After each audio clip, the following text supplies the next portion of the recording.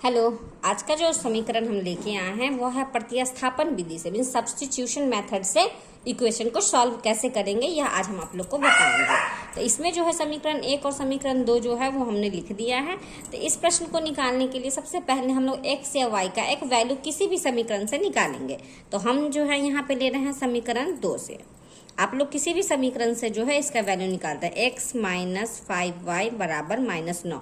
तो चलिए हम यहाँ पे x का वैल्यू निकालते हैं। तो ये -9 माइनस को इधर आ गया तो आ गया ये +5y। तो x का वैल्यू यहाँ पे कितना आ गया है, x का वैल्यू आया है -9 + 5y। तो x का मान हम क्या करते हैं, समीकरण 1 में डालते हैं। आपका अगर मन हो तो इसको हम 2 में भी डाल सकते हैं, किसी में भी x या y का समीकरण को निकाल के डाल सकते हैं। तो हम यहाँ समीकरण 1 में डाल रहे हैं। तो यहाँ समीकरण 1 को पहले हम लिख देते हैं, 2x + 3y बराबर 8। तो 2 हो गया, 2 अंक के बीच में तो गुना होता है।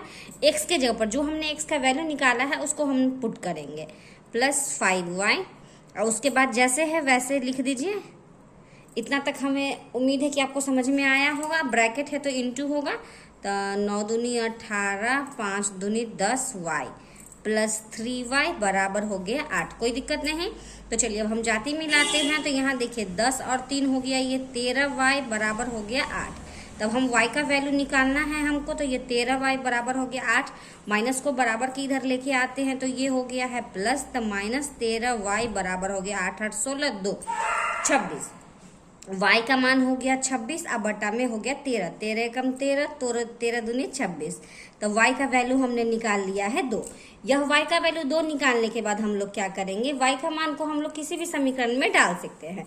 तो यहाँ हम लोग फिर से जो है समीकरण यह लिखेंगे, y का मान,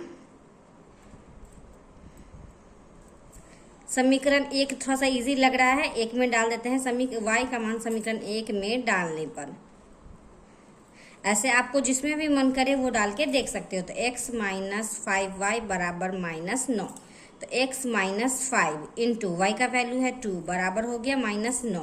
तो x माइनस 5 दूनी 10 बराबर -9। तो x बराबर -9, माइनस को बराबर के इधर लेके आए तो हो गया प्लस।